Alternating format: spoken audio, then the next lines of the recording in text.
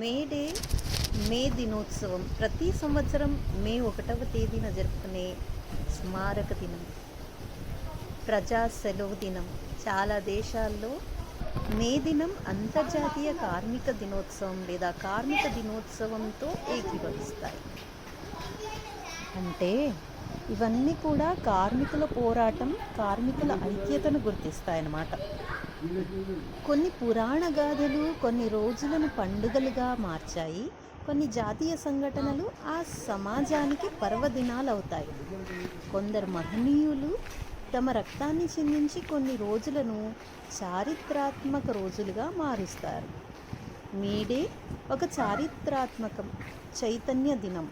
చికాగోలో ఉన్న కొంతమంది రక్తతర్పణం చేసి కేవలం తమ దేశంలో ఉండే కార్మిక వర్గానికే కాకుండా ప్రపంచానికంతటికీ కొత్త వెలుగును అందించారు. మరి కార్మికులకి ఇదంతా చేయాల్సిన అవసరం ఎందుకు వచ్చింది అంటే, ప్రజల శ్రమను రోజుల తరబడి దోచుకున్న సమయంలో మేము మనుషులమే, మా శక్తికి కూడా పరిమితులుంటాయి, ఈ చాకిరీ మేము చేయలేమని పనిముట్లు కింద పడేసి 8 గంటల పని దినం కోసం పోరాడటం, చివరకు ప్రాణాలను సైతం తృణప్రాయంగా త్యజించడం కార్మిక వర్గ పోరాట పటిమకు నిదర్శనం. 24 గంటల్లో 8 గంటలు పని, 8 గంటలు విశ్రాంతి అంటే రెస్ట్, ఇంకా 8 గంటలు రీక్రియేషన్ అన్నవి ఈ పోరాటం ద్వారా సాధించుకున్నారు. ఇది పారిశ్రామిక యుగం ఏర్పడిన తర్వాత కలిగిన మార్పు.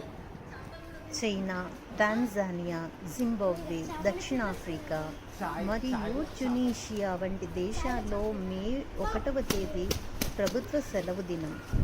మహారాష్ట్ర, తమిళనాడు మరియు పశ్చిమ బెంగాల్తో సహా అనేక భారత రాష్ట్రాలు కార్మిక దినోత్సవాన్ని ప్రభుత్వ సెలవు దినంగా పాటిస్తాయి. అయితే అంతర్జాతీయ కార్మిక దినోత్సవం 2025 థీమ్ ఏమిటంటే కార్మికుల భద్రత మరియు ఆరోగ్యం. సో ఈ మే డే సందర్భంగా కార్మికులందరికీ అంతర్జాతీయ కార్మిక దినోత్సవ శుభాకాంక్షలు.